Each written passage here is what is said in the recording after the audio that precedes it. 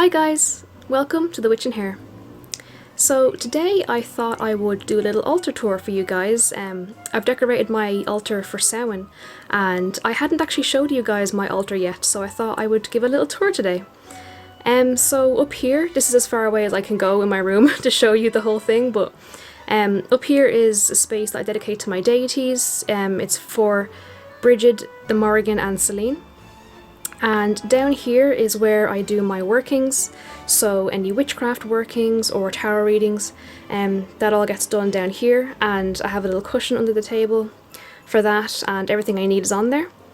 And I want to show you my little Halloween lights up here as well. I think they're really cute. And I have a bookshelf up there, which is very messy right now. But yeah, I thought maybe we'll get a closer look at all these things. So I thought I'd start with the Morrigan. She takes centre stage on my altar at this time of the year. The Morrigan is heavily associated with Samhain itself and the autumn season. So I mostly decorated her part of the altar with death imagery, so skulls, and I have some blackthorn branches there. And I also associate her with the modern Halloween, so I have a little pumpkin lantern there. Here is a close-up of the beautiful painting that I got. I got this work from fineartamerica.com. I will link it below. It is probably one of the best depictions of the Morrigan that I've ever seen. I was never really a fan of the statues. I'm not really sure why. They never really spoke to me or felt like how I viewed her. But this one is just exactly how I imagine her. And it has a lot of like earthly imagery and the cave of the cats there as well, agat. It is absolutely beautiful. So up close here we have a pumpkin lantern with a tea light inside, and we have a raven statue to represent the Morrigan, and a pillar candle here as well. I have this glass skull jar thing. It has chili oil inside, but I thought it was very cool. I have this light up skeleton mouse thing that my boyfriend got me. I might show it lit up in a second. It's a bit hard to get to the switch back there. And I have a pendulum with a rabbit jaw bone here, and that I made myself. I use that to communicate with the Morrigan for any pendulum divination.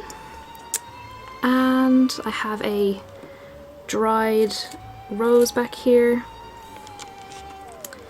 And this is really nice. This is a glow-in-the-dark coin purse that I bring with me whenever I go to graveyards. Whenever I take things from a graveyard, I like to give an offering. I like to pay in before I enter the graveyard itself, and I pay back out again for protection and just to show my respect for the dead. And I use it to give offerings when I take anything, so graveyard dirt or any twigs or anything else there, I'd like to give back with coins. And behind the skull purse, I keep some crow feathers that I collected myself, and I also made this fan, this crow feather fan, for, you know, cleansing and to direct smoke a specific direction, and I'm pretty proud of it. I also have some autumn leaves and some blackberry twigs for decoration. And here's something I've written that I always say when I light a candle for the Morrigan. Bive of the ghostly cry, bive of prophecy, bive of the scald crow, I welcome you in. Tar agus fáilte. And on the right hand side of my altar, this is my space dedicated to Slán, the goddess of the moon. So of course I have this gorgeous Slán statue. Well, it's not a depiction of Slán really, it's actually of just a generic Greek maiden that I found, but it was the closest depiction of her that I ever found in statue form, and I had to have it. And I picked this little moon up at Ishnock Fire Festival a couple of years ago.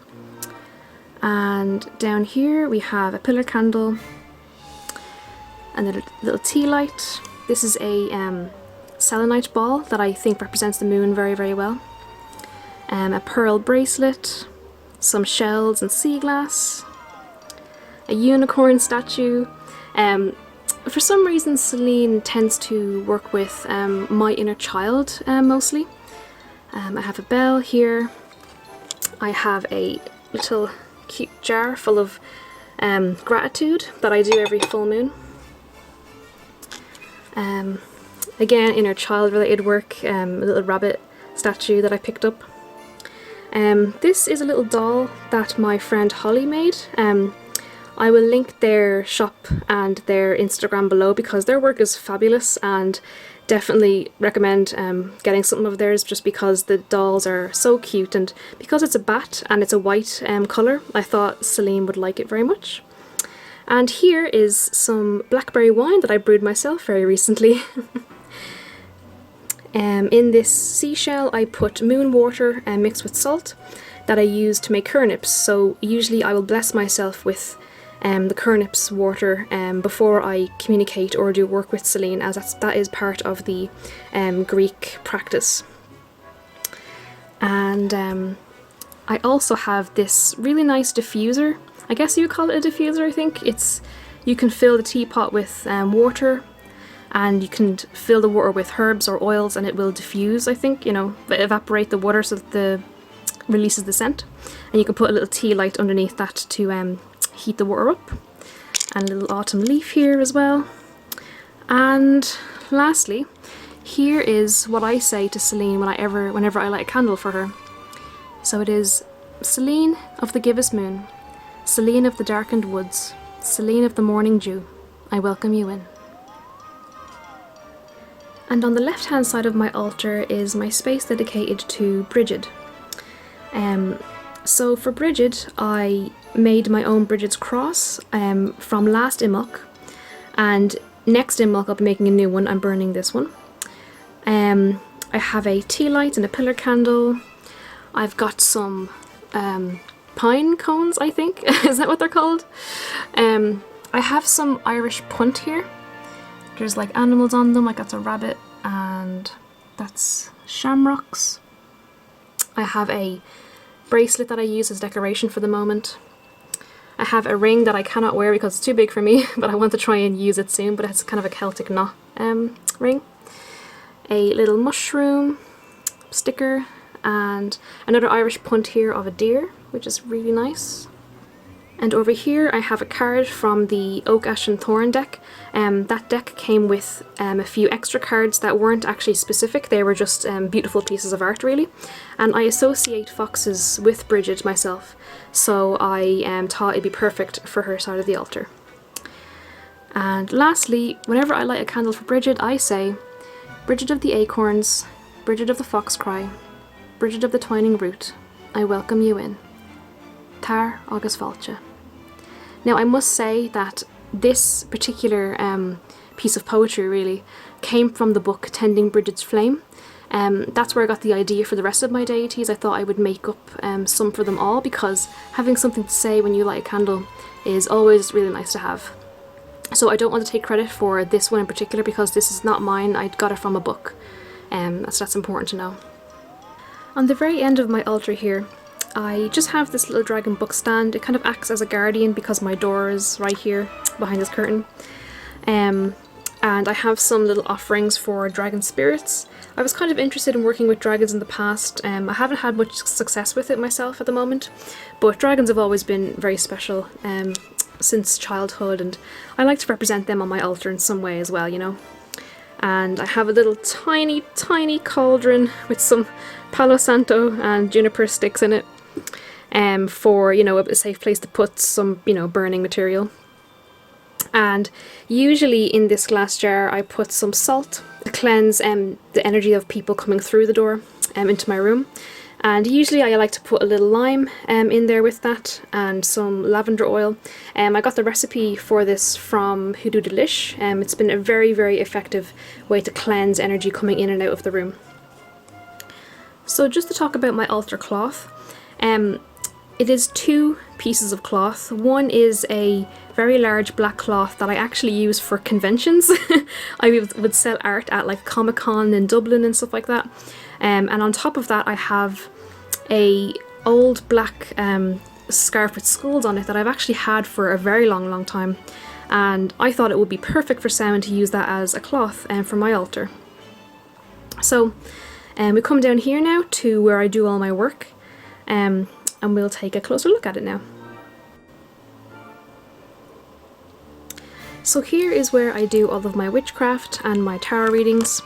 I have a few things on my desk here, and I have a cushion with a pentacle on it, which is very nice to sit on. And underneath the table, I just have some notebooks. I have some matches and some oils that I've made, and just some notebooks there. And we also have another matchbox, but it actually has some bones for bone readings in it, if I can get it out. I won't go through them now, but just bones for bone reading. And some more notebooks, but this is actually my Book of Shadows that I've had for a very long time now. But I keep that under there so it's very accessible. On the side here I have a tarot book, because I'm not the best at tarot and I'm still learning, so I like to have that nearby. And here I have a pumpkin spice candle for the season, a coaster for any teas I have a candle snuffer here, I have a lovely amethyst pendulum, which is very nice. For the Samhain season I have a book of poetry, Poems Bewitched and Haunted. I have my mortar and pestle here, which is made out of marble, I think. Very nice. A bust statue of Diana. I've been trying to work with Diana recently, but I've had no luck really. She's a goddess that's very interesting to me and I find her fascinating, but I haven't really received any answer to my call, so she's just here for now anyway. I have this little stand here that I keep any readings on. I like to pull one card at a time sometimes for, like, you know, daily readings or weekly readings. I keep it on this stand here. And this card was from my latest full moon reading with Celine. I keep this deck, Moonology, to do messages from Celine herself, and her message for me was communication is key. I have a wand that my lovely boyfriend bought for me a couple of years ago. It is so nice. I love it so much. And of course candles, and here is a bottle that I've made with, it's a mixture of like Irish whiskey and a bunch of herbs and a bunch of different things. I've tied some rabbit bones on the side there. I call this my jumping hair oil. I use it to wash my hands or anoint myself and my tools. It's basically kind of like an energetic cleansing or energetic prep for spell work and tarot readings. It just kind of cleanses, protects. It just gives you all the necessary things you need before you start any work. And over here I have some tarot cards, and I'll show you now. I love this deck a lot. It's just so nice. The imagery is amazing. I'm sure you saw my latest video with that deck in it. And over here is some Samhain oil. I bought this from a YouTuber called Diana Ravenwood a couple of years ago. She's not around anymore, which is such a pity. I really do miss her YouTube channel. It's gone now, and she used to have an Etsy shop where I got that from, but I know I haven't used it much, but it's been really nice. It smells delicious. It's really good. I have a spoon for any for witchcraft workings, like, you know, for taking herbs, mixing them together, whatever it's needed for. A little amethyst chunk here. Amethyst is great for all sorts of things, for protection and boosting your energy for spells. It's just lovely to have. Up here I have a ceramic plate and bowl. The bowl is used for mixing herbs or whatever I need. I use the plate to put used matches on, but also I like to take a match and use it to relight other candles. So if one candle is lit, say, I might take another one of these and then light it to light the other candle, just so I'm not being wasteful and I'm reusing things. And here is my little lovely stick of juniper. I prefer to use juniper over sage, just because I think it smells nicer and I like the energetic properties of it a lot more. And just down here I use this to make candles. I'm not very good at making candles really, whoops, but I use this to make candles whenever I need it. And yeah, I think that is pretty much it. Yeah, so that's kind of everything.